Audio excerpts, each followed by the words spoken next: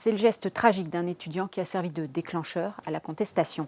Vendredi, devant le Crous de Lyon, un jeune homme de 22 ans a tenté de s'immoler par le feu. Il est depuis entre la vie et la mort.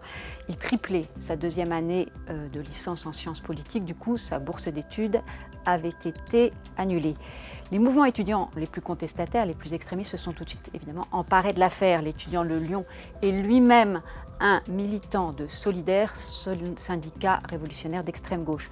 Une activité d'ailleurs qui, selon ses proches, l'empêchait de travailler pour financer ses études. Aussitôt, Solidaire, mais aussi le syndicat Sud, l'UNEF, le NPA, le nouveau parti anticapitaliste et France Insoumise se sont mobilisés. On les a vus à l'œuvre devant le Crous de Paris mardi, mais aussi à l'Université de Lille, où une conférence que devait donner François Hollande a été annulée. Hier, c'était la fac de Lyon qui était bloquée à son tour. Quelle stratégie ont ces mouvements radicaux? Bien sûr, ils font clairement le choix de la contestation, tous azimuts, voire de la violence. Peu importe la représentativité, leur objectif, ce sont les blocages, la paralysie et la convergence des luttes.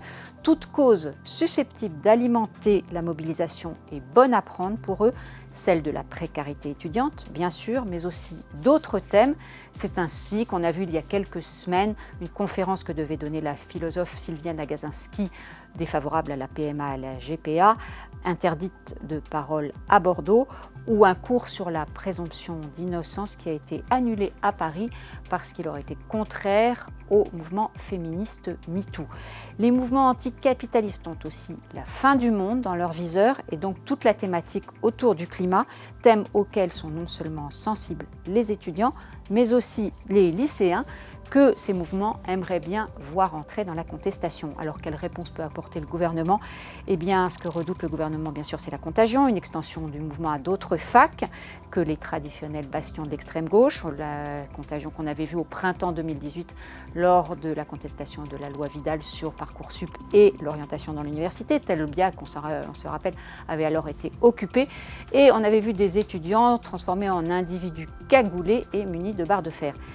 Mais aussi une extension qui pourrait durer jusqu'au 5 décembre et les grèves dures qui s'annoncent. Les méthodes habituelles sont donc tentées par la ministre Frédérique Vidal, mais aussi le secrétaire d'État à la jeunesse Gabriel Attal. Ils reçoivent les organisations, écoute, dialogue, réponse sur la précarité. Avec un petit rappel, les aides sociales aux étudiants, c'est déjà 5,7 milliards consacrés par l'État.